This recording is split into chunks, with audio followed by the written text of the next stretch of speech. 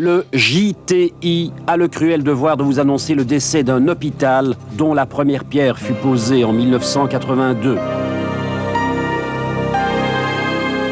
Cette séquence tient lieu de faire part.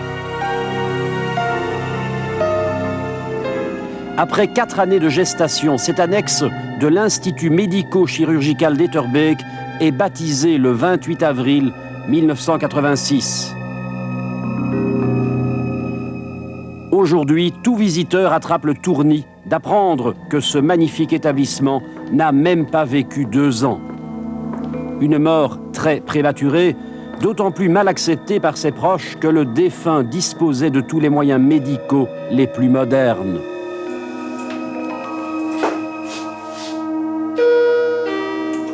La paternité de cet hôpital revient au CPAS d'Etterbeek, mais la santé publique a encouragé sa conception en payant 60% du coût de sa construction. Le bloc technique du vieil hôpital communal était à ce point vétuste qu'il était urgent de le remplacer. C'est donc bien grâce à des subsides de l'État qu'a pu naître ce département médical ultramoderne comprenant unités de soins intensifs, quartier opératoire, services de stérilisation centrale et radiographie.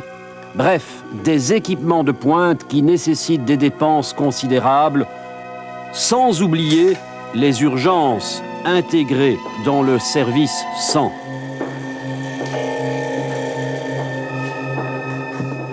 Ce beau bâtiment de 5 niveaux, d'une surface intérieure de 4600 mètres carrés, a coûté plus d'1/4 milliard. Il avait donc tout pour vivre une existence longue et prospère, quand soudain, c'est le trou noir.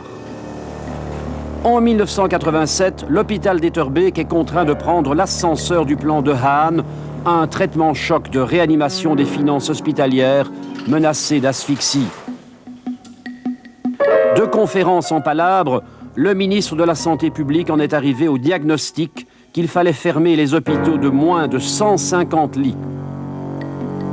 La radiographie de celui d'Etterbeek ne lui laisse aucune chance, il est condamné à très court terme. La santé publique décide alors une opération chirurgicale audacieuse, l'ablation de tous les lits se trouvant à l'hôpital d'Etterbeek pour les greffer à celui d'Ixelles tout proche. Le docteur Jekyll de Hahn crée ainsi un nouveau complexe médical comprenant 286 lits baptisé Association hospitalière Etterbeek-Ixelles. Véritable don d'organes, ce transfert de lits sauve l'hôpital d'Ixelles, mais tue celui d'Etterbeek. Conséquence, ce bâtiment de 255 millions est devenu aussi vide qu'inutile, tandis qu'à 1 kilomètre d'ici, à Ixelles, on dépense 700 millions pour le nouvel ensemble hospitalier.